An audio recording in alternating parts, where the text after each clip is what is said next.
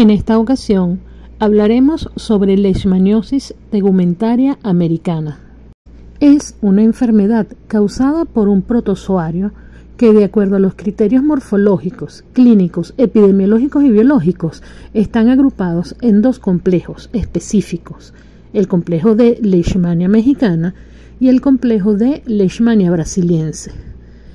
Dentro de ambos complejos existen gran variedad de especies.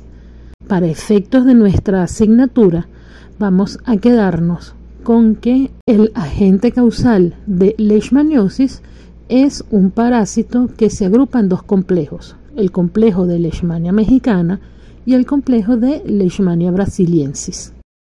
Este protozoario presenta solamente dos formas evolutivas: un amastigote, que es una forma evolutiva intracelular, por lo tanto carece de flagelo, y un promastigote, que es una forma evolutiva flagelada, por lo tanto se encuentra a nivel extracelular y en el intestino del vector. Esta es una enfermedad que se encuentra distribuida a nivel del continente americano. De hecho, de allí viene su nombre. Sin embargo, es más frecuente en personas que viven en áreas selváticas y rurales. Dentro de esas áreas selváticas es más frecuente en áreas boscosas que a campo abierto. Y dentro de las zonas urbanas lo conseguimos en áreas en donde se pueden encontrar criaderos potenciales para vectores. Como les mencioné, es una enfermedad que se encuentra distribuida a nivel del continente americano. Acá en Venezuela se considera endémica y ha sido demostrada en estados como Sucre, Miranda, Lara, Trujillo, Táchira y Mérida. En láminas anteriores le hablé de criaderos potenciales de vectores, porque leishmaniosis también es una enfermedad metaxénica, es decir, es transmitida por vectores. En este caso, flebótomos del género Lutzomia. Se consiguen diferentes especies. Sin embargo, para efectos de nuestra asignatura y para el estudio de la enfermedad, vamos a considerar como vector transmisor flebótomos del género Lutzomia. Como reservorios de la enfermedad se reconocen roedores, como la lapa, por ejemplo, marsupiales, como el rabipelado, y desdentados, como el armadillo.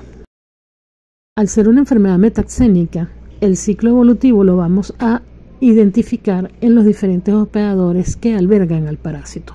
Como mecanismo de infección, se tiene la inoculación de promastigotes por parte del vector transmisor. Este promastigote inoculado va a las células del sistema retículo endotelial, en las cuales pierde el flagelo y se va a multiplicar por división binaria.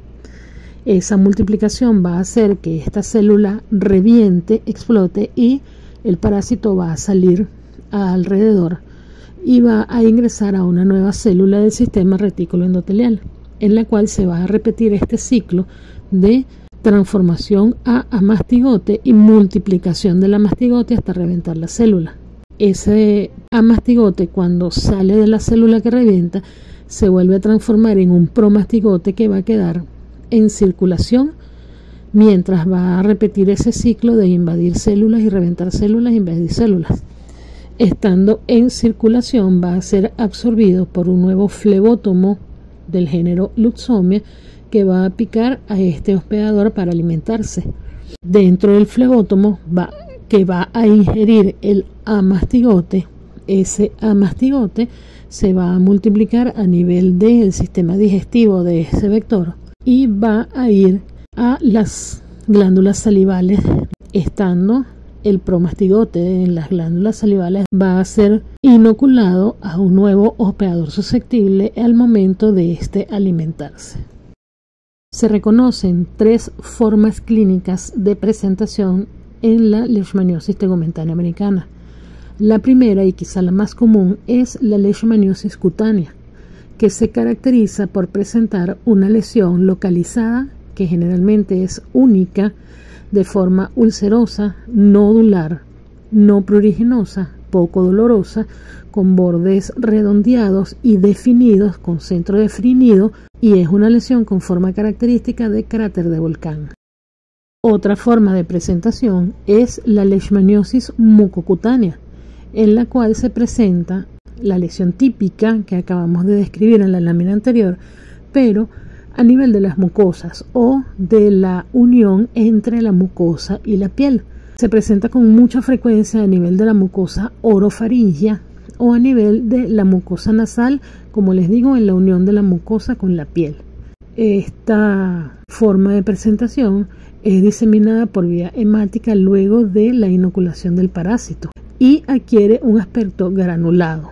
Es posible que esa lesión vaya a aumentar de tamaño, aumentando de extensión y de profundidad, y si la lesión se encuentra a nivel de la mucosa orofaringea en la base del paladar, esa lesión se puede extender hacia la parte interna, abarcando el septum nasal y produciendo severas mutilaciones internas.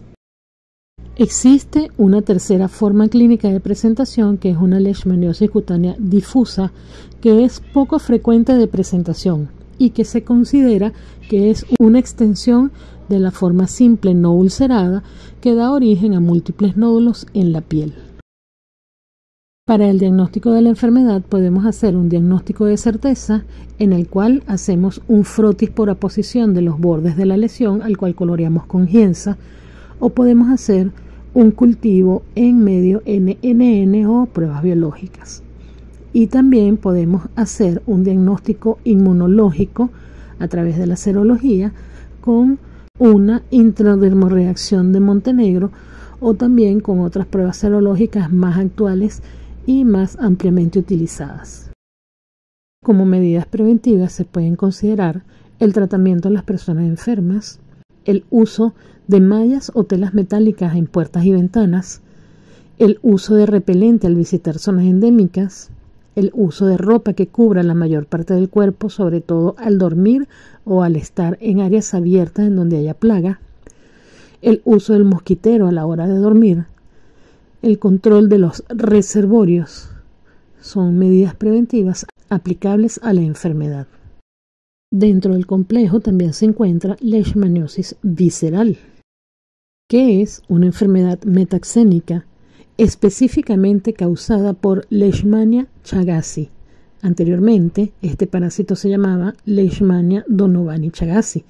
Quizá en algún libro lo consigan de esa forma. Es transmitida específicamente por un vector llamado Luxomia longipalpis. Acá en el estado Lara, específicamente hacia la zona de Carora, en San José, se consigue un vector que se llama Luxomia pseudolongipalpis. Es específico de nuestro estado Lara. Y como reservorios de la enfermedad se reconocen los caninos silvestres y domésticos, es decir, el perrito de nuestra casa y algún lobo o zorro. Zorros no se consiguen aquí, algún lobo silvestre. Y también los rabipelados. Leishmaniosis visceral es una enfermedad que está ampliamente distribuida en diferentes continentes como África, Asia, Europa y acá en América. En regiones neotropicales afecta más a niños y a adultos jóvenes que a personas adultas, y es más frecuente en personas que viven en zonas rurales. En Venezuela predomina en los estados Sucre, Anzoátegui, Guárico, Carabobo, Lara Portuguesa y Zulia. El ciclo evolutivo es muy similar al de leishmaniosis tegumentaria americana. El vector transmisor de la enfermedad inocula el promastigote al hospedador susceptible. El promastigote va a células del sistema retículo endotelial, pero ubicadas específicamente a nivel de vaso, hígado, médula ósea, mucosa intestinal y ganglios mesentéricos. Estando allí, tiene una multiplicación no sexual hasta que rompe la célula, se libera el parásito. Estando fuera de la célula se transforma en promastigote, invade una nueva célula, se transforma en amastigote, se multiplica, rompe la célula y se repite el ciclo.